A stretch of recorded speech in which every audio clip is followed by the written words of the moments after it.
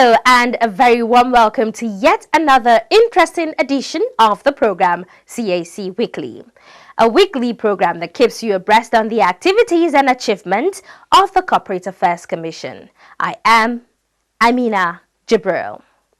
It's been another interesting week for the Commission, and now in keeping with its responsibility and commitment to adequately sensitize stakeholders and the public on the newly upgraded company registration portal, CRP, the CAC flagged off the training of accredited customers on how to efficiently navigate the portal. But we'll be right back after this break to stay with us. Welcome back. As earlier mentioned, the CAC has, in a bid to optimize user experience following the upgrade of its company's registration portal, flagged off a training program for its accredited customers. Now, declaring the training open, the Registrar General and CEO of the CAC, Alhaji Garba Abubakar, charged the participants to take advantage of the enormous potentials of the upgraded portal to carry out their registration activities with ease. Represented by the Head Information and Communications Technology, CAC, Mr. Roberta Ambrose Chiwike, the Registrar General said the training was to be conducted in phases, starting with 100 accredited customers divided into two streams. He therefore enjoined them to put into practice the knowledge gathered at the training in order to receive timeless results. Speakers at the training include the Technical Assistant to the Registrar General, Muhammad Abdullahi, and Assistant Director Registry, Urisejolomi Ayomike. It could be recalled that the CAC had on 4th of January 2021 opened its upgraded company's registration portal, CRP, which now allows end-to-end registration to the public. And still talking about the CRP today, we will be focusing on addressing customer challenges while using the portal and measures taken to address those concerns. We also know why during the registration of incorporated trustees, the applicants must apply for the reservation code, the disclosure of persons with significant control PSC during LLC registration, as well as editing wrongly put details, among others. Just like we highlighted in our earlier edition, the upgraded company registration portal is in addition to being user-friendly.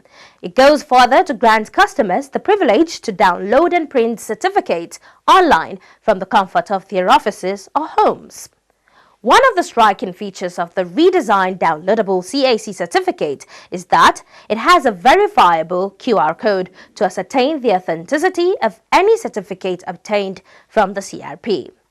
The CAC surely deserves a high five for that feat.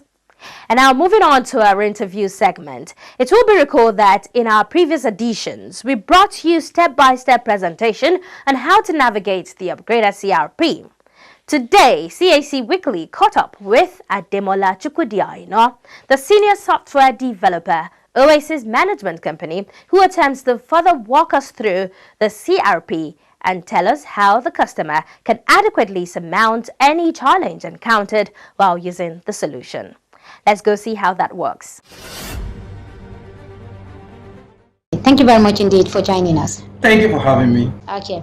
The upgraded company registration portal was opened to customers on the 1st of January, just about 18, 19 days ago or two. It's already old, so we can't even say it's new. Is it new? It's still new. It's still new. Give us a background as the expert. Give us a background of what this portal is all about and what does it entail? Well, for the upgraded registration portal, what it entails right now, it encapsulates the CAMA 2020. So for new users to the platform, they will have a lot of things they have to learn as they go. My advice is for them to read the instruction that the software provided for them. For old users, they may have challenges because they're used to doing things certain ways, but now those things have changed in compliance to the law. For example, a new user, which is the general public, can just come into the portal, create an account, have their own personal account, and go on to register a company. For accredited agents, which are mostly the lawyers or Institute of Chartered Accountants and some other professional bodies, those people would have to create an accredited agent account, which is subject to the Commission's approval. Now, upon approval of such an account, they can go ahead and register companies for themselves or for some of their clients, as the case may be. So the portal right now, it enables users and gives them easy access to company registration, communication with the commission without having to come physically to the physical address of the commission. Okay. If you're going to give us a breakdown of the registration for our viewers watching you right now, what would it be? A step by step. Well, step by step, first, create an account as a user if you're a general public. If you don't have an account before, by the way. If you have an existing account, log into your account. Then you, on your dashboard, as soon as you log in, you will see name reservation and company registration. Click on your name reservation. You choose a classification of the type of company you want, whether it's a company, incorporated trustee, or a business name. As soon as you choose that, you will see a follow-up question that says, what is this type, specific type? For example, a business name, the specific type option would be sole proprietor or partners. Incorporated trustee is incorporated trustee. For companies, we have company limited by shares, company limited by guarantee, unlimited company. So we have different type of company as well. You choose that. Depending on the category that you want to register. Then you proceed to fill out the other necessary information about the company and you submit your name. Now the commission will look into that name if the name is available for you to use and it's a good name in compliance to the law. There are some certain names that are restricted. And by the way, there is what are these names that are restricted? For example, group holdings, consortium. These are restricted words that you cannot use together with your company name. If you are to use a restricted word, there is a new feature on the system that says apply for reservation code because you are using a restricted word. The system automatically detects that for you right now. Okay. It's one of the new features of the system. As soon as you type in a restricted word, the system will flag it and tell you a restricted word has been detected in your name. Click here to apply for a reservation code. Okay. Then you click on that reservation code and you proceed to give the other information that is required of you in order for the commission to consider approving such name for you to go on. Why is there a restriction now? Well, the restriction has been there. Okay. The difference is the new system has now been implemented to help users with regards to these restrictions. In the old system, you probably use the restricted words, and by the time you submit, then it will be queried by or denied, telling you that, oh, the word is not allowed. But in the new system, as soon as you type in your restricted words, the system flags it and tells you, hey, the word you use is restricted. Would you like to use another word? You can change it to another word that is not restricted. In the case you feel like that is the actual word you want to use, then you have to apply for that reservation code. It's like an added authority that has to vet the name and vet the objective of the company to determine, okay, we can go ahead and approve it or not. Okay. I'm sure since it was launched or opened to customers, I'm sure there are a number of challenges, people must have experienced for newcomers and even the old customers themselves. Right. But let's begin to take these challenges one after the other so that people can understand and every category of customer will be able to deal with will be able to find solution to his or her own challenge. Let's start from share details, during registration. Even the lawyers have the same challenge. Is during share details, they realize that they have to enter a breakdown of the share capital. Now, for every company that is being registered or proposed to be registered, there is what we call the issued share capital. Now, when you enter the issued share capital, in the old system, there is no requirement for you to have a breakdown of it. But in the new system, you have to have a breakdown of that issued share capital of the company into two types. It's either an ordinary share, which is referred by the law as equity, or a preference share. Now, if you are entering your equity, you have to break it down to say, okay, maybe, for example, let me give you an example. A company have an issued share capital of 1 million naira, right? And you have to break it down to say, okay, 800 of that 1 million is my equity, is the ordinary share. Then the remaining 200 is my preference share. Now, from that 800 that you already broke down, you can now allot to your shareholders.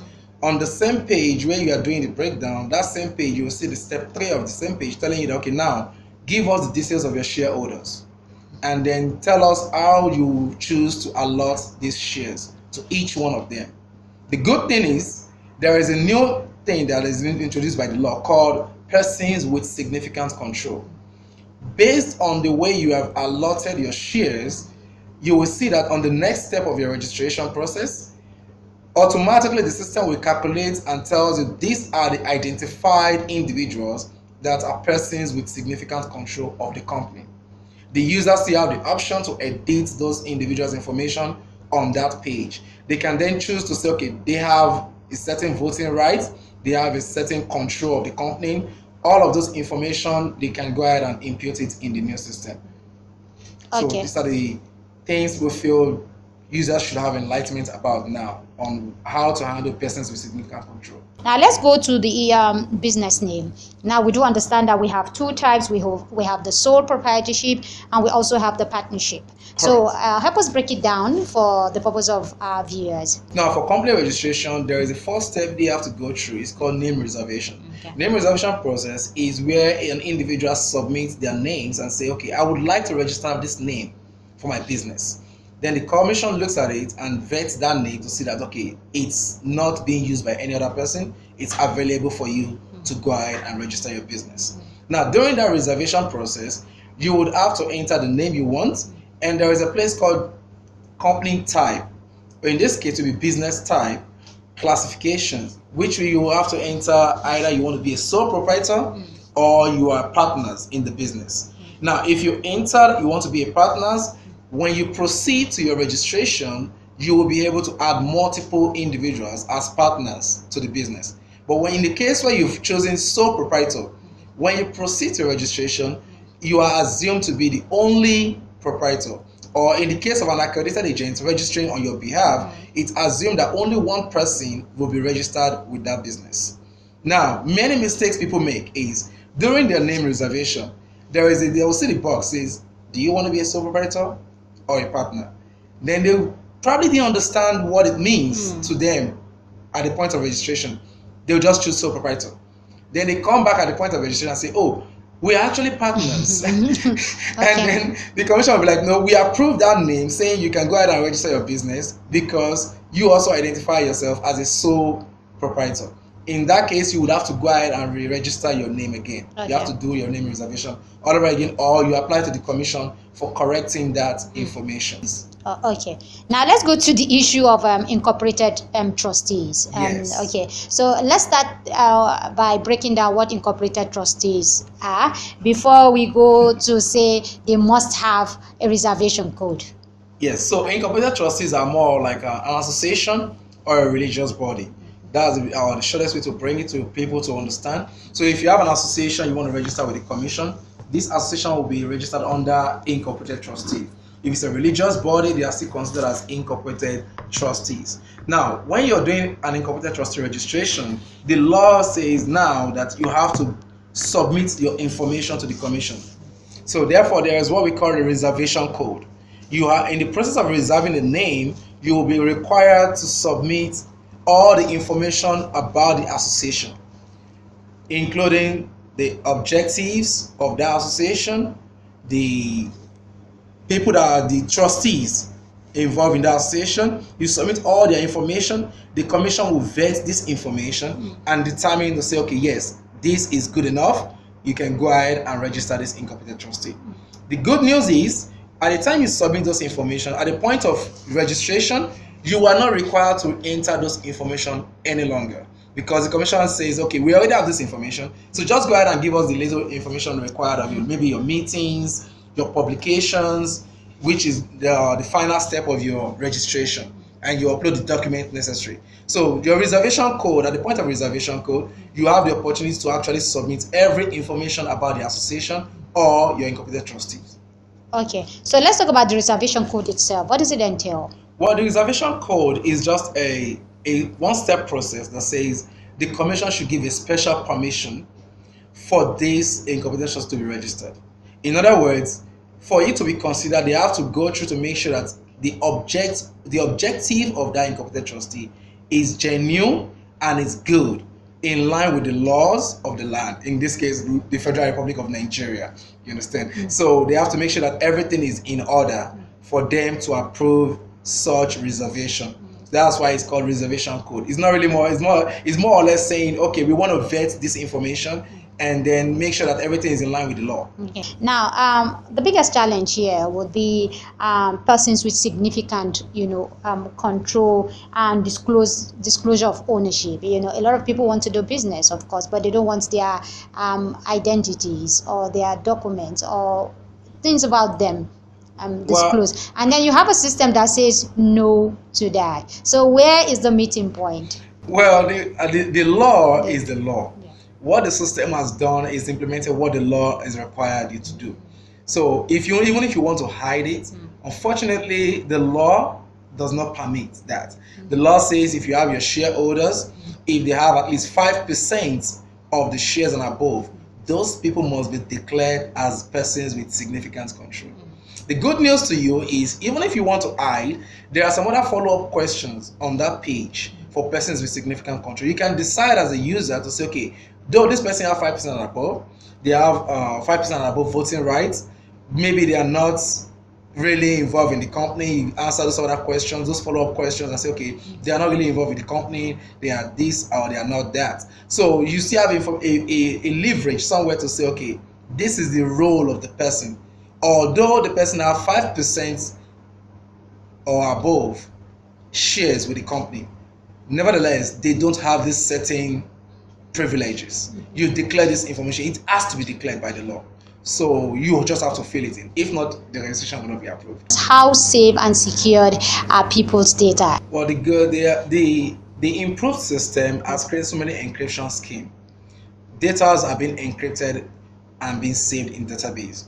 So any data that has been pulled from the database is also has to be decrypted. Some data has to be decrypted, some has to be encrypted, some has to be saved plainly. They feel like, okay, this are not really sensitive information data, they will be saved plainly. So what we've enabled in the system is some certain mode of security. We have 3 layers of security right now. Okay. One of them is your login credentials, which you go in, you log into your system with your username and password.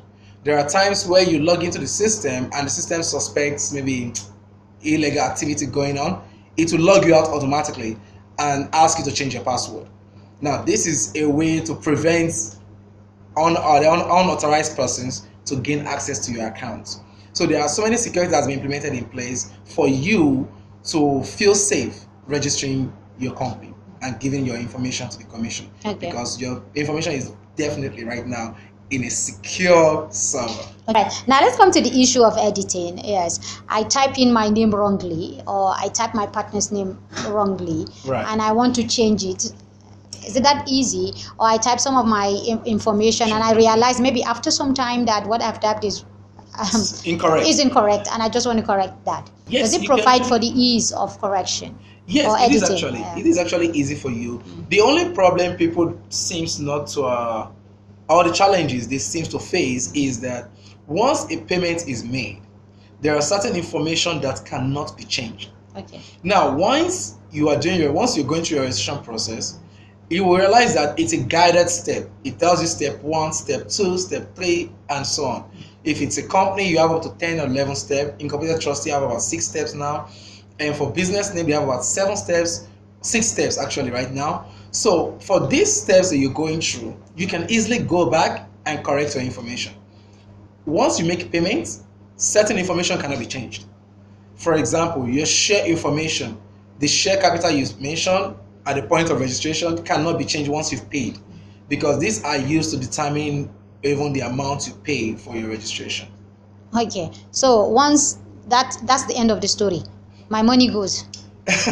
Well, no, your money didn't go anywhere. The good thing is, if you have some certain information that you feel like needs to urgently be corrected, you can go to the frequently asked question page. There is a page there, a contact us page. You can fill it up, submit your information to the commission saying, okay, I have this information entered during my registration. I would like to correct it as this. I realize I have no access to correct it any longer on the portal. Then the commission will query back your application to you. When they query it back to you and say, okay, go ahead and complete that information or correct such information. So there is always a contact us page where you can go in to submit requests or contact the commission in regards to any challenges you are having on the portal. This particular company registration will provide opportunity for increase in registration because of the ease and the speed. Yes. From your home, from your offices, you can do that. Very fast. And so it saves people a lot of time and Yes. energy. So what is the capacity of this portal to accommodate the increase that we'll begin to see? Well, the portal has been increased drastically a lot. I mean, I don't want to be a nerd to you, but there's what we call memory capacity, and there's what we call the processor speed of the server.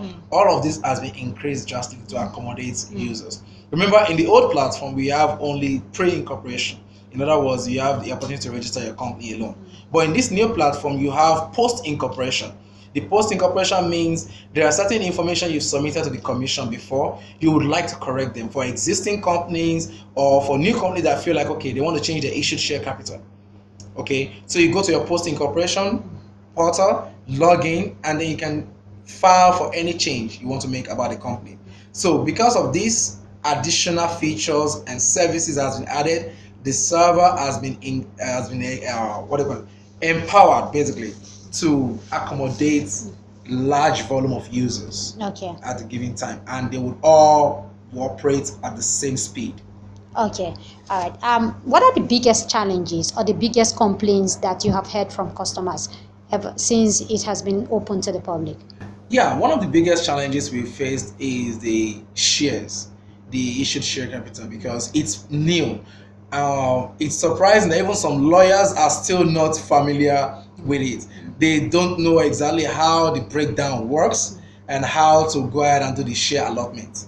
So one of the things the commission is planning on is to release educative videos for people to learn on how to go about these things. So many of them will submit the incorrect information, and they come back and be like, I submitted my information, but I don't know what's wrong. I can't proceed. Or, oh, I submitted this information, I'm seeing something that's going on my preview page. That's not what I'm expecting to see. And we'll let you know that, okay, you enter the issued share capital, but there's another box that says divided into.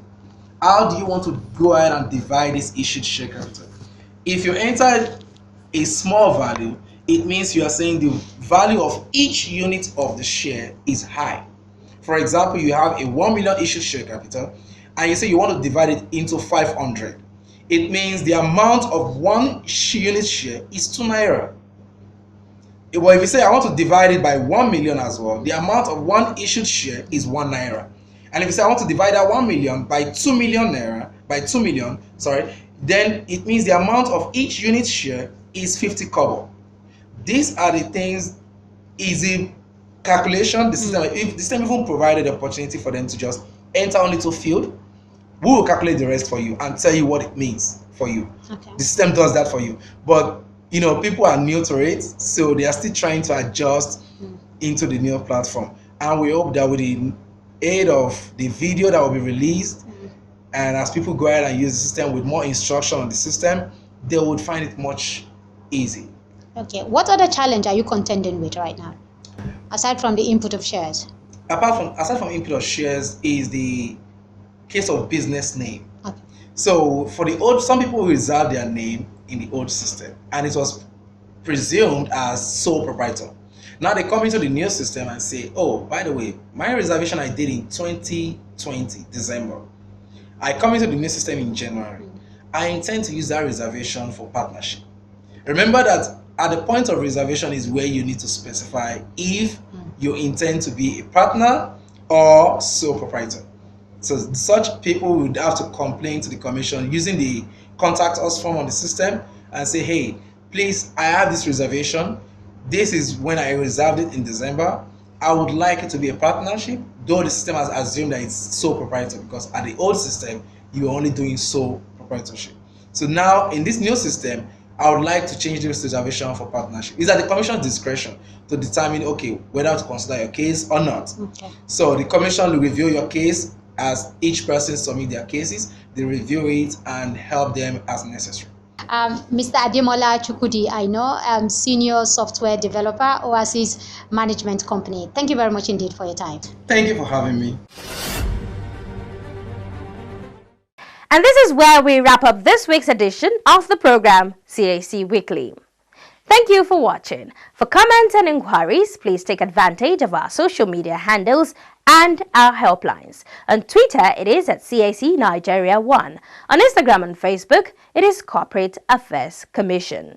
Our email is cservice@cac.gov.ng and our website is www.cac.gov.ng and our helplines are 081 822 99016, 081 822 98971 or 090 874 01598 or 090 874 01599 and 090 874 01600. Do join us next week for another interesting edition of the program. Same time and same station. From me, Amina Jabril, and the whole team here. It is bye for now.